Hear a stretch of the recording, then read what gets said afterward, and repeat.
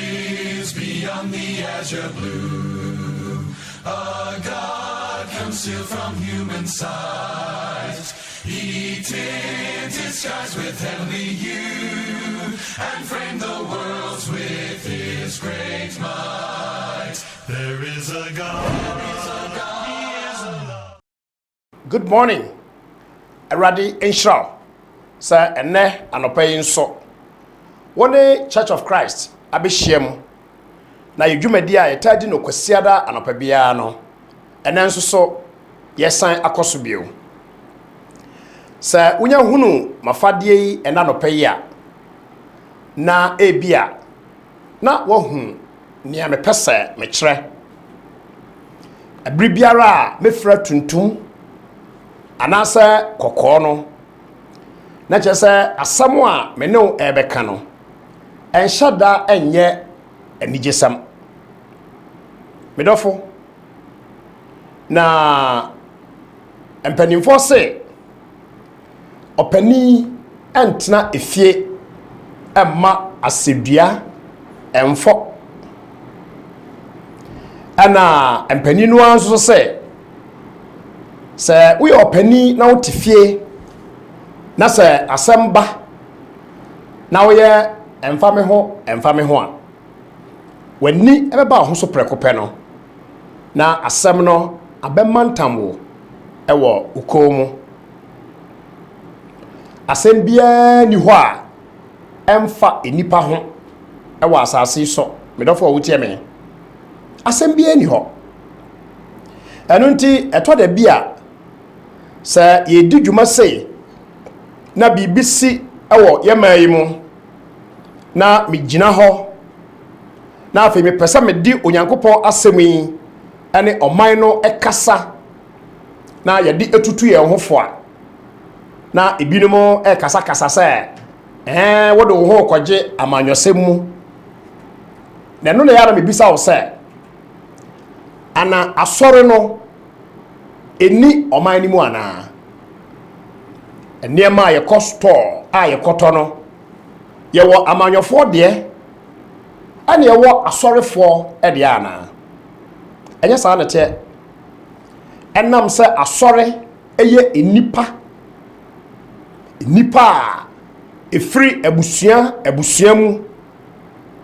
efri efiefie mu efri emiabia na ya chechire na yefre ye oman yan ankwankro no ene ya agi atum se ye bekọ asore nti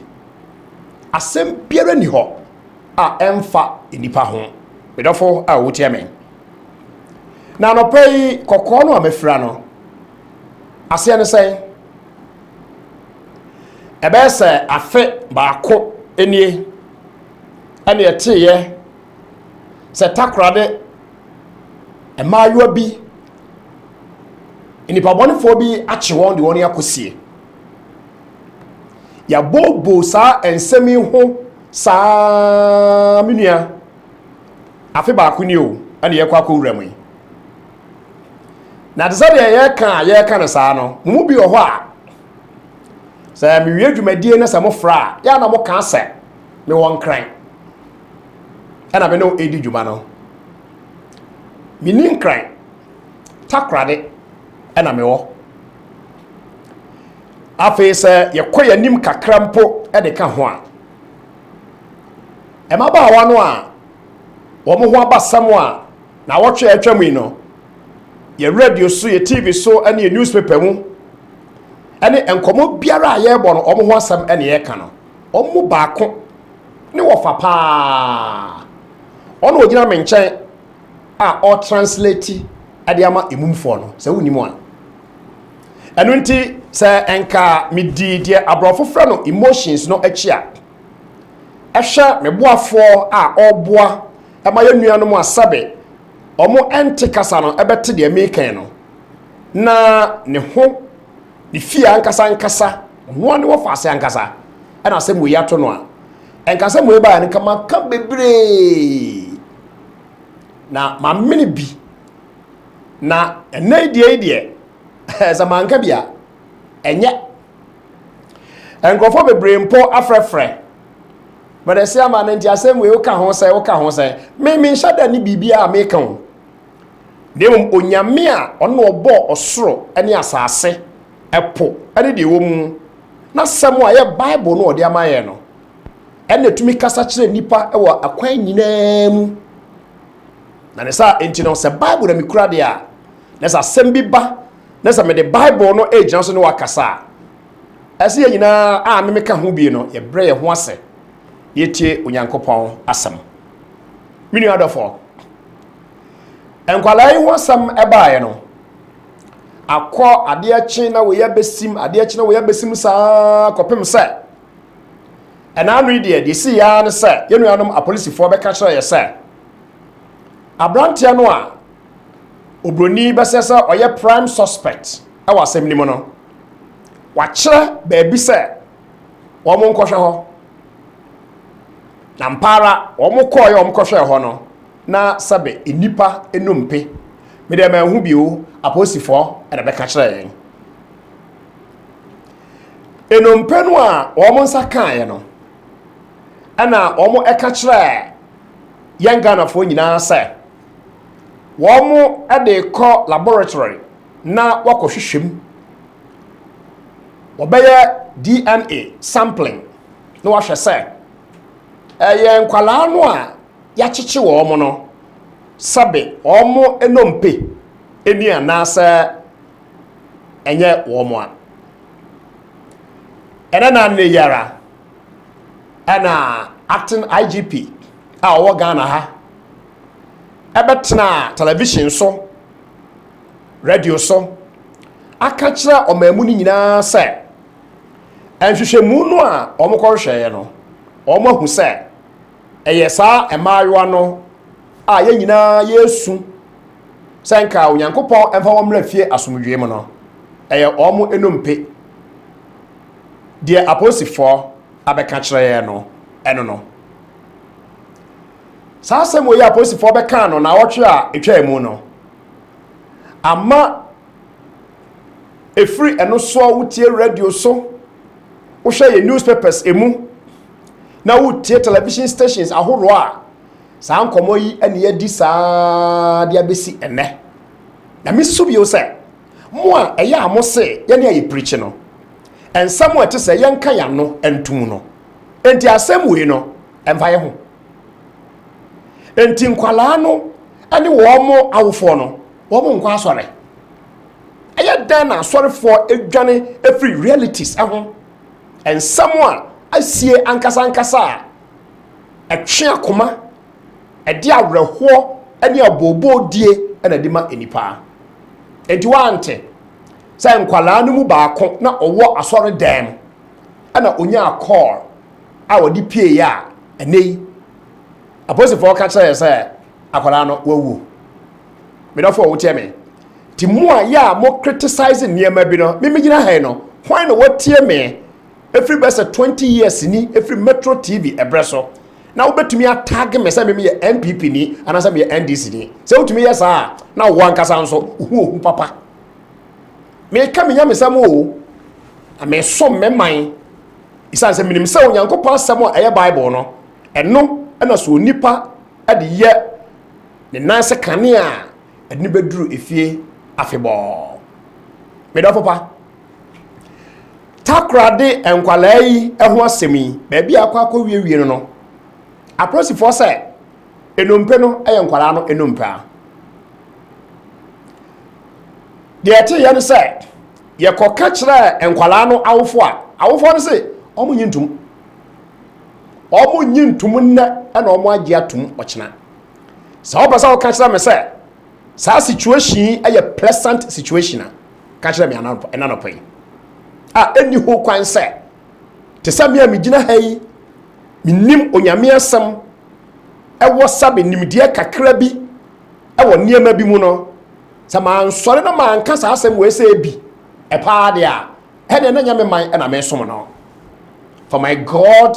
and for my country mepɛ sɛ mede afutuo ɛma ɔman Ghana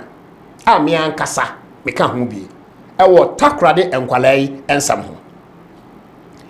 afutuo di ka no aban a ɛwɔ so ɛna mede bɛma no na no nso mo a moyɛ MPP foɔ no hwɛ yie ɛna wantena wo dɛm ɛne wo fie a mo me adapa ɔman no yɛ nyinaa yɛ dea sɛdeɛ Ghana yɛagye atom NDC ɛne ne MPP no NDC o MPP o ɔmo nyinaa se ɔmo pɛ ɔman no ɛyieyo na sɛdeɛ ade papa ɛba ɛwɔ aban bi ɛbrɛ so a ɔgye tom na ɔhurihuri ɛkɔ soro no sade a ɛnyɛ ɛnso so ɛba ɛwɔ aban bi ɛbrɛ so a ɔnso so wutiri no deɛ kɔduru yɛ no esi ɛwɔ wo brɛ so opepa efiri abakɔsɛm mu a ɛnyɛ yie disa takrade nkwalaa no a yɛkye wɔ mo ya sɛ akɔwie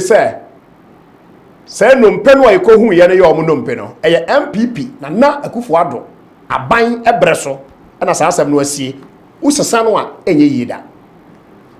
na asɛm bi hɔ no mu a ɛsi a woyɛ ho hwee a ɛnyɛ yie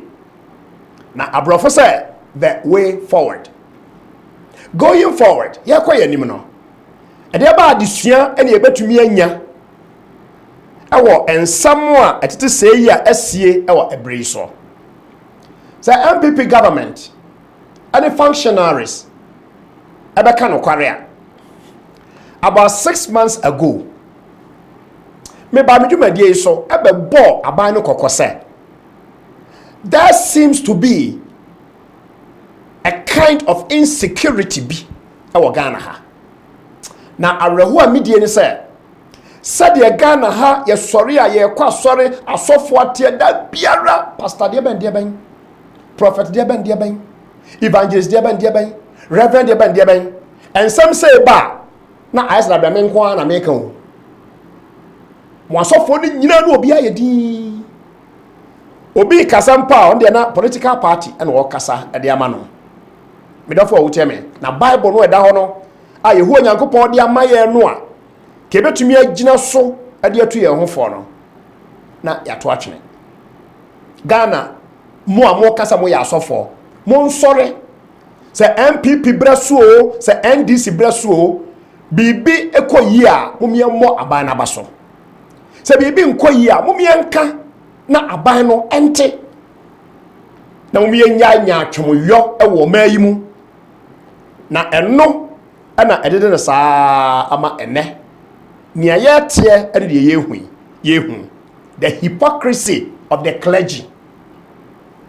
MPP wɔ so a yɛwɔ ho asɔfo NDC wɔ so a yɛwɔ ho asɔfo na Awurade Yesu Kristo kaa yɛ sɛ anka mo ne asase so nkyene o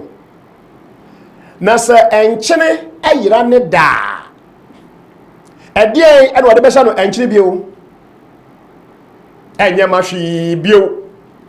agye so ohwiegu ɛma enipa etietia so ampara ɔman Ghana ɛne yɛn abibifoɔ yɛnya atwom a yɛyɛ ɛwɔ nyamesom mu kekare yɛnim ɛkyerɛ nyamesom pa ɛnso yɛpɛ mu ahoɔden no ɛna ama abɔnefo sam bebree esi ɛwɔ the continent of Africa ɛso na development mpuntuo pa nso deɛ abɔ yɛn te sɛ deɛ dwonsɔ abɔ akokɔ minu adɔfo a wotie me na no pɛi awreho papa sa asɔre bebre ba atia duru yɛn wɔ man Ghana mu asɛm ba atwa se etumi sɔre yɛne yɛsɛ Kenya mesam no bɛsɔreɛ ni yakasa ɛde akyerɛ aban ani mu mpanimfoɔ yɛnyi obi no akasa medafo na ɛda abosom nsia ne ameka sɛ seeming insecurity obroni sɛ insecurity a ɛkyerɛ sɛ compromised protection yɛn kasa yaho bambɔ no asɛm bi ayɛ den aba ho nti ɛsɛ ehwɛ ne yie saa bɛ na meka sɛ ɛyɛ ayɛ sɛ saa na meka ɛ nanso Nana Akufo-Addo braba sɔre mu na kɔ baabi biara a megina kasa me se okwan a wonam so wo ne Dr. Bawumia efa so sem pese mu bu o man mu no me support mo 100%. Isan say mo de ekwan a brofo nam so ade bu man ene ade no ana nka mpesa mo de ba da bia me problem no say omo atwa mo ho ahia no ombepene ama mo ayesa ade enti anopa ma me kan sa wo gima no esi bone e mo adwen ye o say da bra me ye ndi si ni nti ana ma begina na me kasa wow sempa me dofo pa wo tie me enipa akunkum no MPP mo bre isu no adoso dodo enipa kunkum no adoso dodo me dofo wo tie me na Ghana ha sana na yetie sana na yetie minua ade achia wei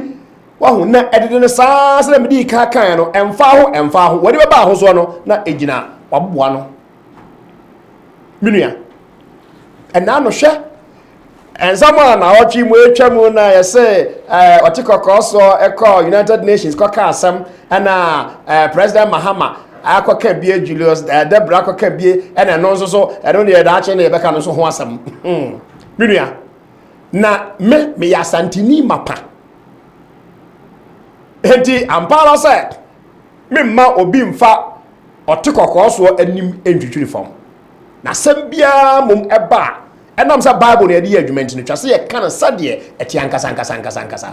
na se bia am de na woni se we osofo o we church member o we politician o we party person na so ye MPP nia azante ne nsamo abaya yeguso aye kan ye no so aye asam bibre no wonim sa akunkum ani besa abosumi mienu mponi otumfo ose tutu ne hene a odi no asi ho den no sabe yakun no e wo mayimu wan se afa edidi ekọ ebunum odofo wo tie me sa wo se asam no emfa ho a ebe fa ho edidi kọ bunum eno nipa nsuro se wo yini nua nipa enkwa adi fra asase so adan na aba no saa e wo ye mayimu na MPP bi bisa adan na mo bre so saa de yi escalate saa ebinu susu se enuro rituals ana adoso wo Ghana hanti ana amasa ade no aba mi da mi bisa no pese no kura na nipa kunkum nipa yiyi ni nua nipa na kwa ni bi se tumi mu amoya politics yi mu tumi a mo pe prophet for eti o man yi mu de beya e be kasa waben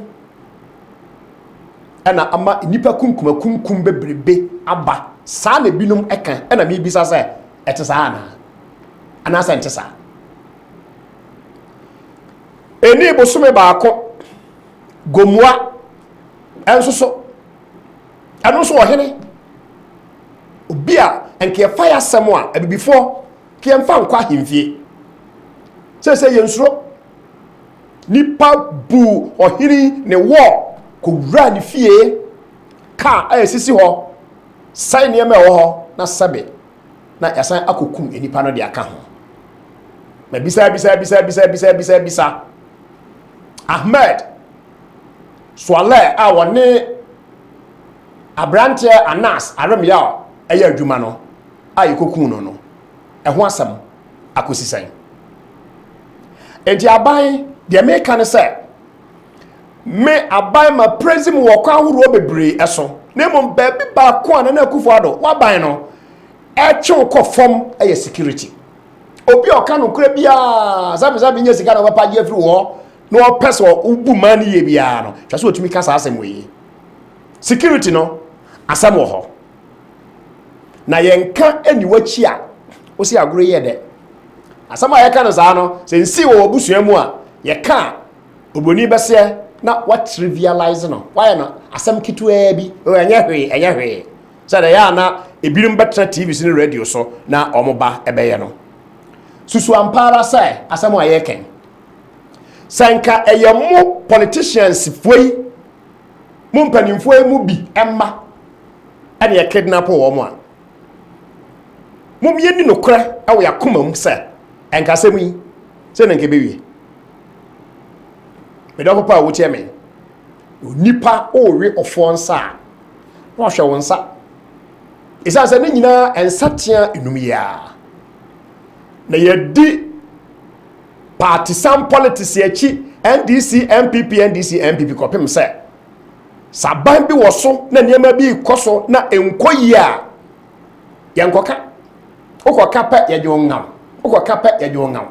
enti de enura na enye no enne bo nse afi de yese yeye de enura na eye no enne afi de yese enye na okwan wei yefa so edibu oman aban me koso bisa bi o se enye kidnapping kuro ya ana Canada for enkwala mienu eba o man mu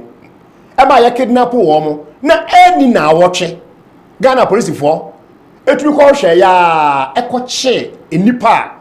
edisa ahurukasemi enya Ghana hanesi na eye den ana Canada for eba ya ye che wo mo de a police for tumi ye ntantam ekohu woni a edisa adwuman na ye ne ankasa ye de awie sey me mo aban so bossa sabe aban wo na waya de no de me kan sanye fax a won kan me say enye fax me da fo wo tie me na twi fo say okoto de ne bodwe nyanya nkyira de onko onfa ne hunkodi ayet say omana yatimo no se sabe unisika wasam wo ya papa ti saa enkwalai senka wo awofo no sabe ewo bia enka sei ana asem no ebewie ana mini odofo wo tie me ya ho ban bo security no eho asem no MPP government mo hwe na munya ho bibi nipa nsuro ne na Ghana hasi da ben we yesi yi yesi Nigeria for na de si kaso anu so Nigeria ni na Ghana ni mapa tumi ko gina aposifo mienu anim adi tuo ehwe nipa so ebon tuo pepepe ewo Ghana ha sa me ka security our problem wa ba ho ewo mai mu a these are the stories. It just a bino a sit up. Yet to aba edema abai ewia. It is the responsibility of sa abano say on also a bok ne man for home by. Ti wo de so ya MPP ni a di matam na ka say ma be condemn MPP. Nya me bota me di gina ha no. Asam no kore e na me ka no. Na mi so bi o say yen ka ni wachi a. Wo say agro no e de si siu fie se pa afedie oni mbe ya adwen odofo pa wo tia me mafotu atoso mienu no ekoma CID boss no enotiwa maametiwa me mo acha no pai mate se wo tie me pa na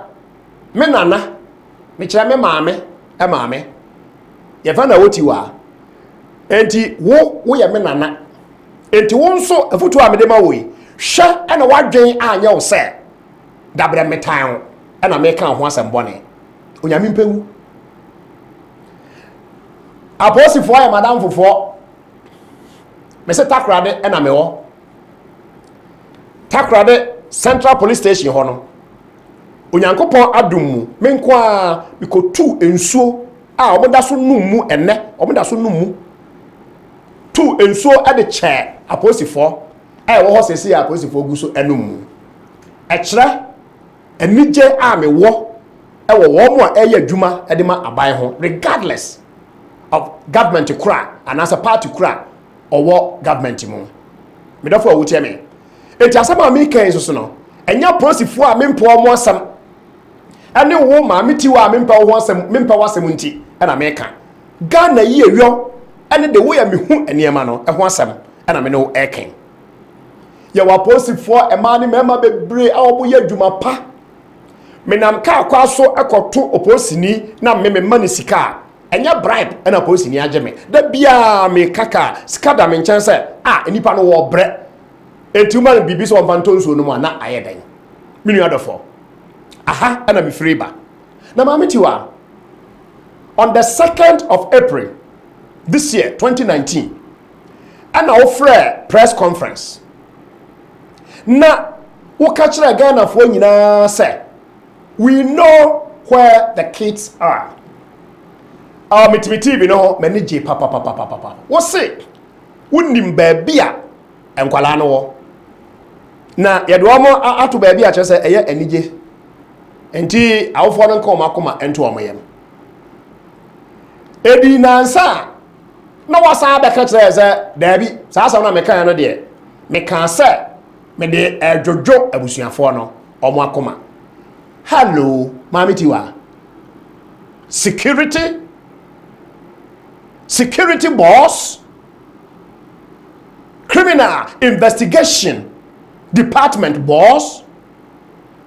Joking with the sensitivity of families. Mr. Mechiba MPP abaimua. Me bisa question is say, menua enye odo ene otan ho asem ne yeka na ohayo. But morally speaking, sa asem we si ye no enka say Mami Tiwa ye drop on 10